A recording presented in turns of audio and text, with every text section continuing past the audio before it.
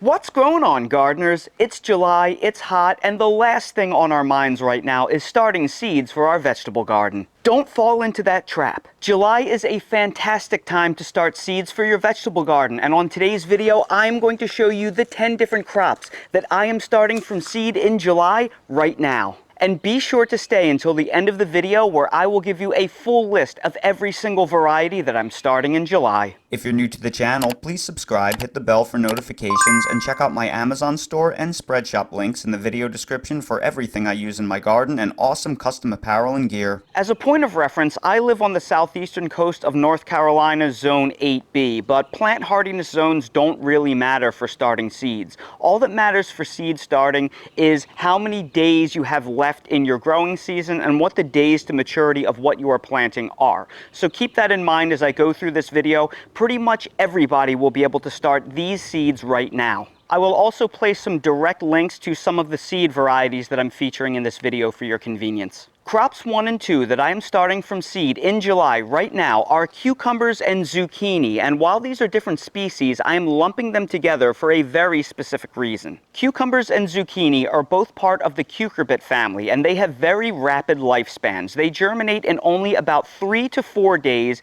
and they will start producing fruit from you in anywhere from 45 to 60 days after germination. So, for that reason, from the day you plant that seed, you are generally harvesting things off of these plants within 2 months or less. A huge mistake I see so many gardeners make is they try to keep their initial planting of cucumbers and zucchini alive all season. It is a total waste of time. My first wave of zucchini that I planted back in April have already been removed from my garden, and my initial planting of cucumbers are starting to get diseases and they are dying back because they have short lifespans and they just don't live that long. We want to be succession planting our cucumbers and zucchini. We should be starting new seed roughly every 6 weeks. That way we always have young, vibrant plants that are in peak production and we're not relying on those tired old vines to give us fruit. My first wave of zucchini and cucumbers are already dead or dying. My second wave are in key production as we speak,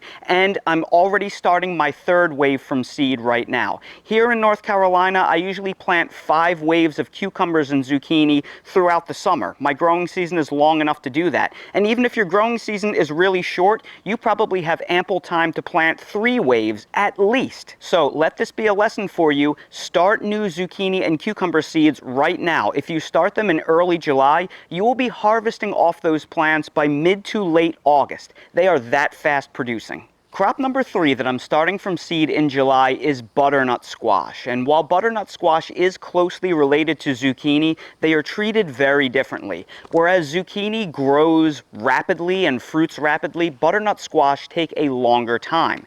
They are a winter squash, and a lot of these varieties can take up to 90 to 100 days to mature. Now, the reason why we can start these late in the season is because butternut squash is vine borer resistant. So if you're like me, and you have very high vine borer pressure and squash bug pressure, they don't really like the butternut squash variety. So you can plant this out in your garden in the middle of the summer, and they are relatively pest-free compared to your typical zucchini that are a magnet for those insects. The other reason why you want to start butternut squash later in the year is because they will store for many, many months in a cool garage or basement. So this is the ultimate winter storage crop. So if I start my seeds right now around July 1st, they will germinate in about 3 to 4 days. So these will be ready for harvest at some point in probably late September, early October, which is perfect for me for cool storage. And if you have a shorter growing season than I do, let's say you start getting frosts and freezes in early October, you can just grow yourself a smaller bush type butternut squash. They will mature a lot more quickly, but they store just as well. Crop number 4 that I'm starting from seed in July are small melons. And small melons is key here because if you start something like a watermelon that takes a very long time to mature and needs very warm weather throughout the maturation process, unless you live in a place with a very long growing season that takes you deep into late November, early December, it's probably too late for watermelons for you. However, you can grow supplemental succession crops of smaller melons, and 2 of of my favorite that I have been growing over the years are the Kajari melon, which tastes like a cross between a cantaloupe and a honeydew, and a very small cantaloupe called honey rock. These are both fantastic, and they mature in a fraction of the amount of time of regular melons. Now, admittedly, I don't grow a ton of melons in my garden, and the reason why is I don't like really large melons. They take up so much room in your refrigerator, and once you crack open some giant 10 to 20 pound melon, you feel like you're obligated to eat it for days. But the reason why I like these melons so much is they are personal sized. This is enough for one person, or you can split it between two people. They're just the right amount. And because they mature so quickly, if you live in a cooler climate where it's more difficult to grow large watermelons, well, these are actually perfect for you. These are the solution for succession planting, for short season climates, or if you just want a melon fix deep into fall when your larger melons aren't really producing anymore. Crop number 5 that I'm starting in July are tomatoes, and these tomatoes are specifically for a fall planting. Now, I understand that many gardeners probably don't grow fall tomatoes because in many climates your growing season is so short that you can get tomatoes all the way until frost, and you really only need one big wave of indeterminate tomatoes to get you through the growing season. But for those of us with longer growing seasons, especially those of us in the humid south,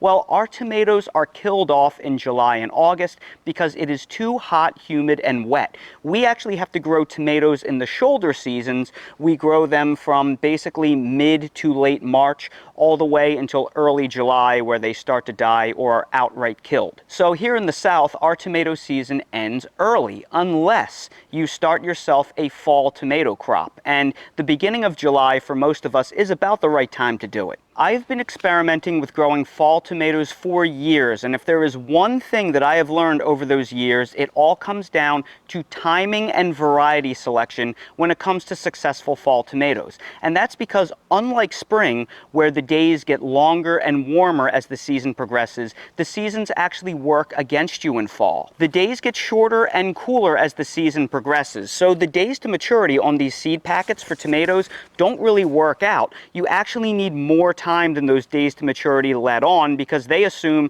that your temperatures are increasing and your days are getting longer and longer when you're planting out in the spring. So therefore, unless you live in a climate like South Florida or Southern California or Southern Arizona, where you basically don't get frost or freeze and it's warm and the days are pretty long all throughout the winter, you really have to grow yourself early season varieties. So pretty much all of the tomatoes that I grow are going to be earlier determinants with days to maturity of 70 or less, because they ripen more quickly.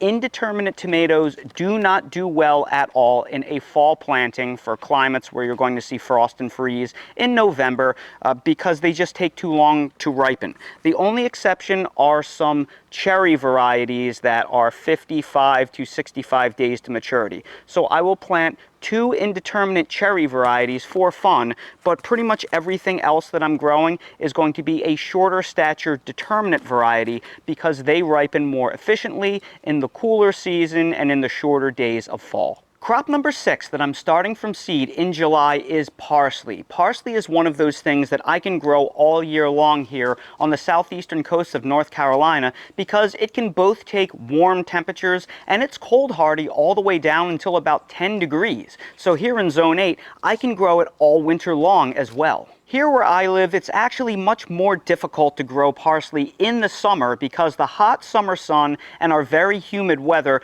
causes the parsley to bolt, to get really tough and flower and go to seed. So the way that I try and accommodate that is I plant my parsley out in early spring in all different orientations. I put some out in direct sun, and then I plant some underneath deciduous trees so they will be protected by the shade in the summer. So the plants that are grown out in full sun, well, they grow quickly and I have nice fresh parsley all throughout the spring and into early summer, but then they kind of bolt on me and they get really rough and haggard looking, and then I can start harvesting off of the parsley plants underneath the shade trees. They will last a little bit longer. But still, come the end of summer, pretty much all of my parsley plants are looking really bad. So I start more seeds right about now. That way I can plant my parsley out as transplants at some point in early fall when it starts cooling down, and then what will happen is that parsley will get nice and mature and be pretty hardened off and be large enough that it can take the deep frosts and freezes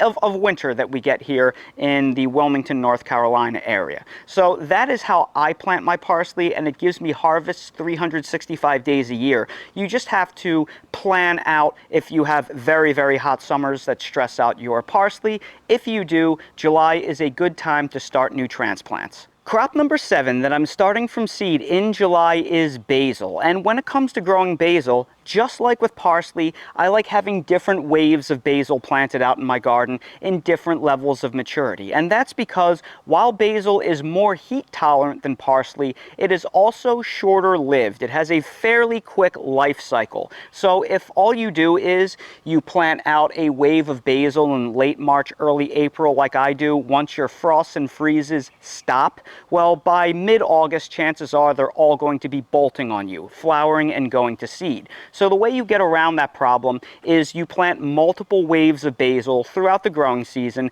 which is really easy because they germinate in a snap, and then since you'll always have young plants, you'll have a crop that is resistant to bolting. Now that being said, here in the humid east, we have a major problem when it comes to growing basil that pops up late in the season, and that is downy mildew. Last year, all of my basil plants were perfect heading into early to mid-August, but then come late August, they all got hit by a blight of downy mildew, and come the middle of September, all of my basil plants were dead. It was terrible. So this year I am experimenting with these new varieties of basil called Prospera. They are F1 basil hybrids that are supposedly resistant to downy mildew. And I am incredibly excited about this because that's the key to helping me have basil all the way until frost here in the coastal deep south. So if you also struggle with downy mildew, try these new Prospera varieties. Both of these plants that you see right here that are beautiful and perfect are the Prospera red variety. And this plant right here is the Prospera large leaf variety. So I'm going to start new seed now because eventually these are going to flower and bolt on me, and I want these beautiful plants growing at all times throughout my season. Crop number 8 that I'm starting from seed in July is one that I've never started from seed before, and that is lemongrass. If you like cooking Thai food, having a fresh supply of lemongrass in your kitchen is pivotal. Now, last year I went out and I spent about $20 on a lemongrass plant, which are not particularly frost and freeze hardy, but they can die back to the ground in zone 9 climates and then come back the next year from the roots. So I decided to plant one in ground. Well, we had such a bad winter filled with ice and snow, it completely killed the plant. So I guess they're not really perennial hardy here in zone 8B. So what I'm going to do is I'm going to start some from seed, and I'm just going to keep it in a pot in my sunroom over the winter, and I'll just have a little potted lemongrass plant. Now, me being of Italian American heritage, I don't cook a lot of Thai food, but I really do love it. So when I do make it, I want to have some fresh lemongrass at my disposal. So for somebody like me that just needs it on occasion, having a lemongrass plant is going to be awesome. They also smell incredible. So if you want to add some fragrance to your indoor garden or your patio garden, well, consider growing lemongrass because it's a beautiful ornamental grass that smells great even if you're not familiar with cooking with it. So I really think it's a cool herb to grow. The seeds are really inexpensive, and that way you can always have one that is in some form of healthiness producing for you even if you live in a cold climate. And crops 9 and 10 that I am starting from seed in July are bulbing onions and shallots. Up until this point, I have been a seasonal onion and shallot grower because of my understanding as to how onions and shallots bulb. They bulb based on the day length. So for that reason, I have only planted them in winter time, so they would basically start bulbing when my days were sufficiently long, at least 12 hours or more, because that day length is actually what triggers the bulbing. So I always planted them in winter, so they would start bulbing when we would have peak day length in spring, and that would give me nice big onion bulbs. However, last winter I tried something new, and I planted some onions in late summer and I let them overwinter, and they bulbed really well. Now, did they bulb as well as the onions that I plant at the normal time in late winter? No, they didn't, but they still did bulb for me. So for that reason, I'm going to consider onions and shallots here in Zone 8 something I can grow year round. Now, because days are shorter during the fall and the winter, I am growing short day varieties, so they can still bulb when our day length is only 10 or 11 hours. A long day or intermediate day onion would not work very well. So I'm going to plant these and experiment with them and see how they do.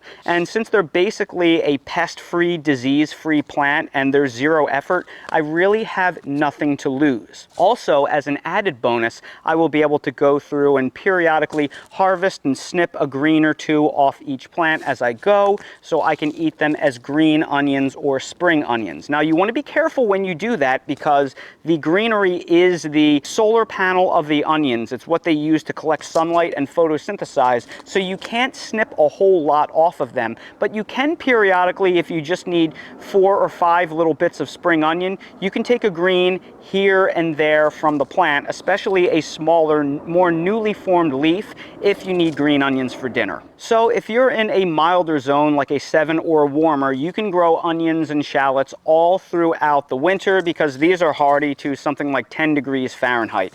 If you live in a cooler zone where onions aren't really going to survive, you can still start onions now because when you start them from seed in July, they will be ready for transplant outdoors in late August, and you should be harvesting them at some point in October, maybe November. And because they are frost and freeze hardy, even if you live in a really cold zone, you should still be able to pick them in October and November because it's not really that cold yet anywhere in the United States. And as promised, here is a list of every single variety of seed that I am starting right now in July. I will place direct links down in the video description to as many of these varieties as I can for your convenience if you are interested in any of them. And that right there are 10 crops that I'm starting from seed in July right now, and I bet you can too. So everybody, I sure hope you found this video helpful. If you did, please make sure to hit that like button, subscribe to the channel, and please ring the notification bell so you're notified when I release more videos like these.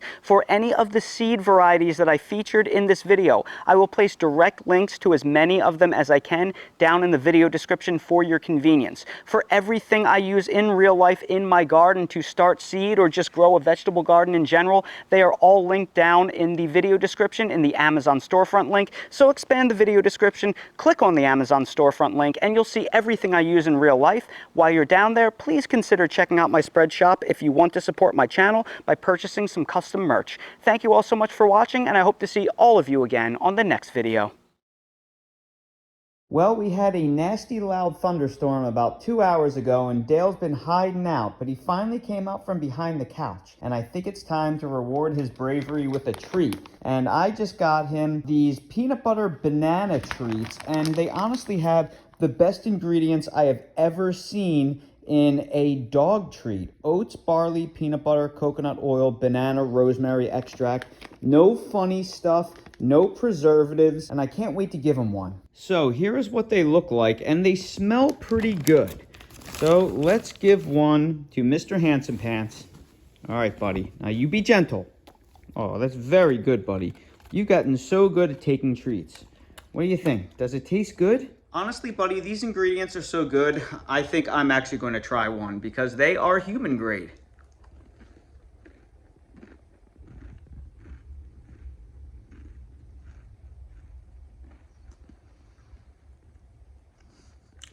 It's a little dry,